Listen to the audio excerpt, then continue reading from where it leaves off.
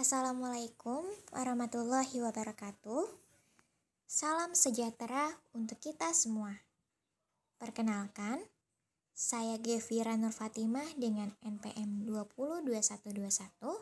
202121500237 dari kelas R3D kelompok 4. Di sini, saya akan memenuhi tugas mata kuliah membaca kepada yang terhormat Bapak Nur Irwansyah MPD selaku dosen pengampu mata kuliah membaca. Untuk materi yang akan saya bahas kali ini, yaitu mengenai komponen kegiatan membaca.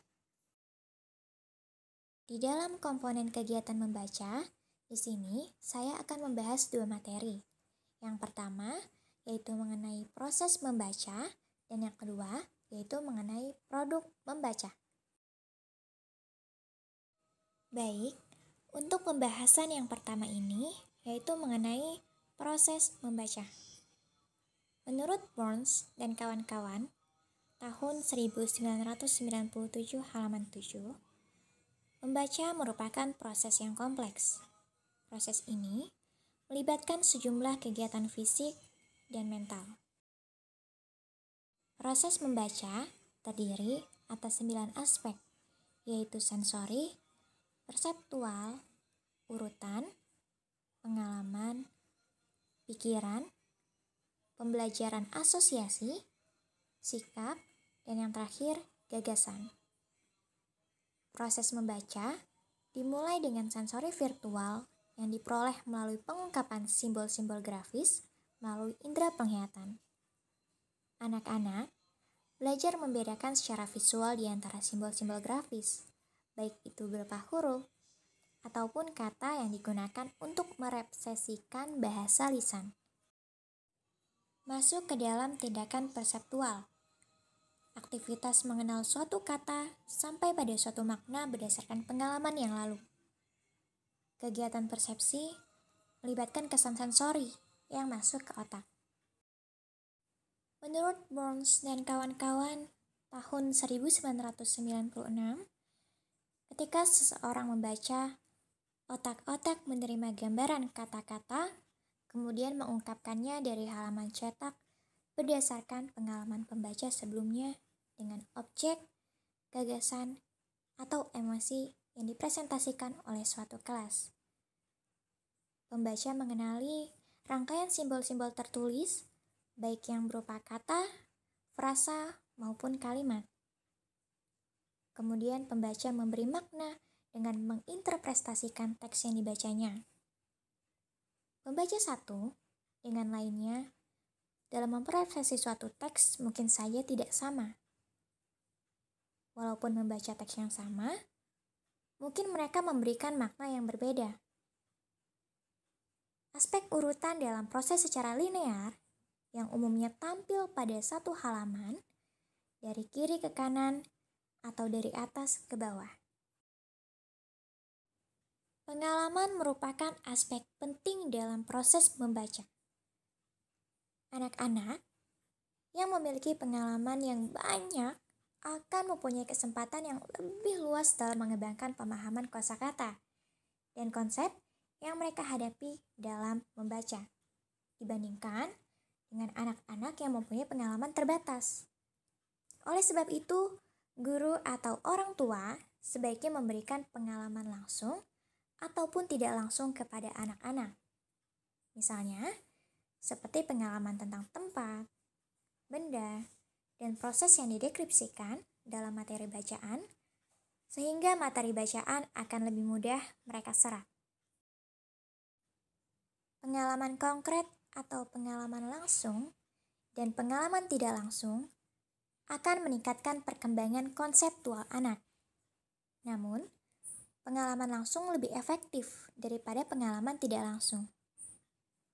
Guru dan orang tua bisa membantu anak belajar bahasa baku yang umumnya ditemukan pada buku-buku dengan menceritakan dan membacakan cerita, mendorong kegiatan show and tell, mendorong diskusi kelas, menggunakan pengalaman bahasa melalui cerita, dan juga mendorong permainan drama. Menurut Syafi'i tahun 1993 halaman 44, membaca merupakan proses berpikir. Untuk dapat memahami bacaan, pembaca terlebih dahulu harus memahami kata-kata dan kalimat yang dihadapinya melalui proses asosiasi dan ekspresi mental sebagaimana dijelaskan sebelumnya.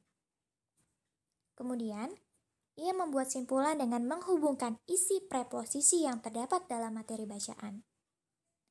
Untuk itu, dia harus mampu berpikir secara sistematis, logis, dan juga kreatif. Bertitik tolak dari kesimpulan itu, pembaca dapat menilai bacaan. Kegiatan menilai menuntut kemampuan untuk berpikir kritis. Peningkatan kemampuan berpikir melalui membaca seharusnya dimulai sejak dini. Guru SD dapat membimbing siswanya dengan memberikan pertanyaan-pertanyaan yang memungkinkan mereka bisa meningkatkan kemampuan berpikirnya. Pertanyaan-pertanyaan yang diajukan guru hendaknya merangsang siswa berpikir, seperti pertanyaan mengapa dan bagaimana. Jadi, pertanyaan yang diajukan sehubungan dengan bacaan tidak hanya pertanyaan yang menghasilkan jawaban berupa fakta. Mengenal hubungan antara simbol dengan bunyi bahasa dan makna merupakan aspek asosiasi dalam membaca. Anak-anak belajar menghubungkan simbol-simbol grafis dengan bunyi bahasa dan makna. Tanpa kedua kemampuan asosiasi tersebut, siswa tidak mungkin dapat memahami teks. Selanjutnya, masuk ke dalam aspek efektif. Menurut Burns dan kawan-kawan, tahun 1996, aspek efektif merupakan proses membaca yang berkenaan dengan kegiatan memusatkan perhatian, membangkitkan kegemaran membaca, atau sesuai dengan minatnya, dan menumbuhkan motivasi membaca ketika sedang membaca. Pemusatan perhatian, kesenangan, dan motivasi yang tinggi diperlukan dalam membaca.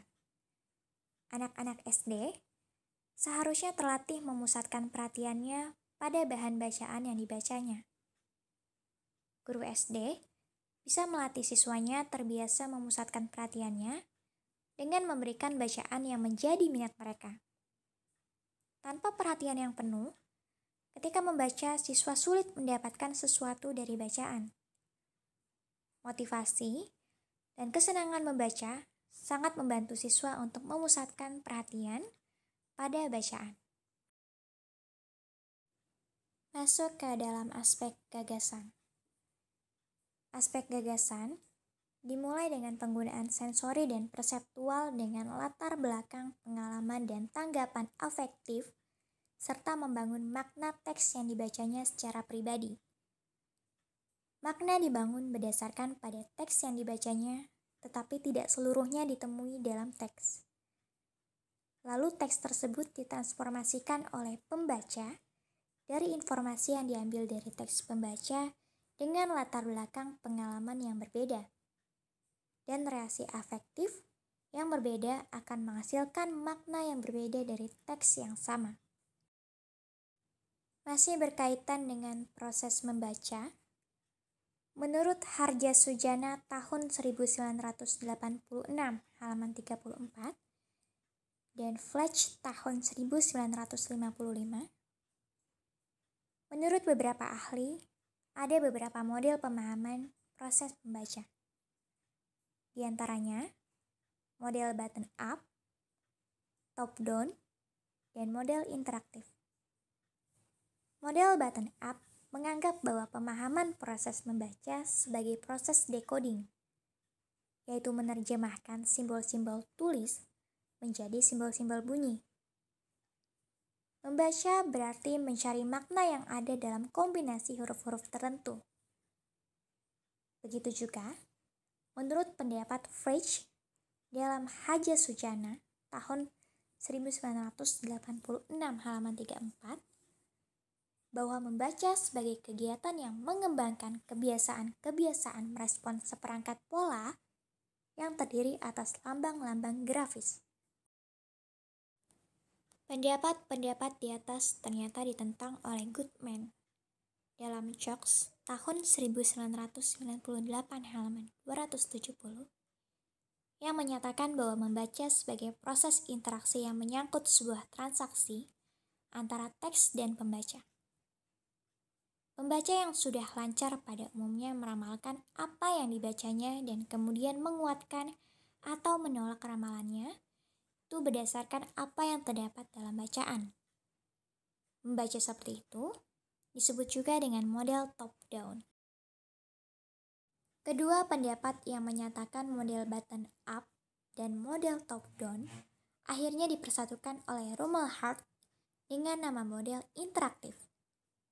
Rumelhart dalam Harris dan Shipai tahun 1980 halaman 8 menyatukan dua pendapat itu dengan alasan bahwa proses belajar membaca permulaan bergantung pada informasi grafis dan pengetahuan yang berada dalam skemata.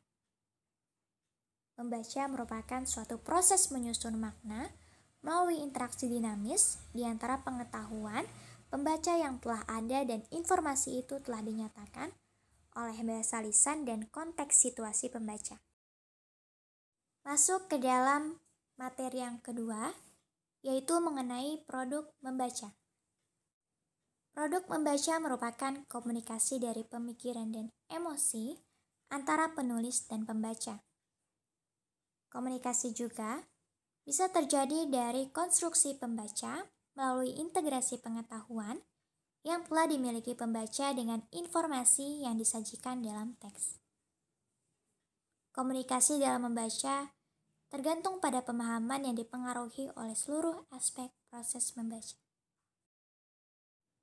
Strategi pengenalan kata sebagai bagian dari aspek asosiasi dalam proses membaca merupakan sesuatu yang esensial. Pemahaman bacaan tidak hanya berupa aktivitas menyandi atau decoding, simbol-simbol ke dalam bunyi bahasa, tetapi juga membangun konstruk makna ketika berinteraksi dengan halaman cetak.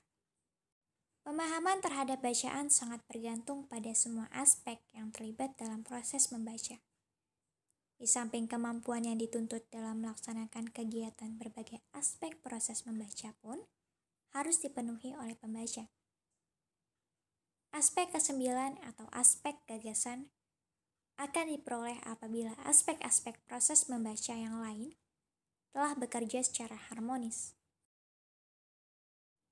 Menurut Syafi'i tahun 1993 halaman 46, agar hasil membaca dapat tercapai secara maksimal, pembaca harus menguasai kegiatan-kegiatan dalam proses membaca tersebut. Sedangkan menurut Yunus tahun 2012 halaman 148, produk membaca merupakan hasil dari proses membaca, yakni pemahaman atas isi bacaan. Ada 3 istilah sering digunakan untuk memberikan komponen dasar dari proses membaca, yaitu recording, decoding, dan meaning. Recording merujuk pada kata-kata dan kalimat, kemudian mengasosiasikannya dengan bunyi-bunyinya sesuai dengan sistem tulisan yang digunakan.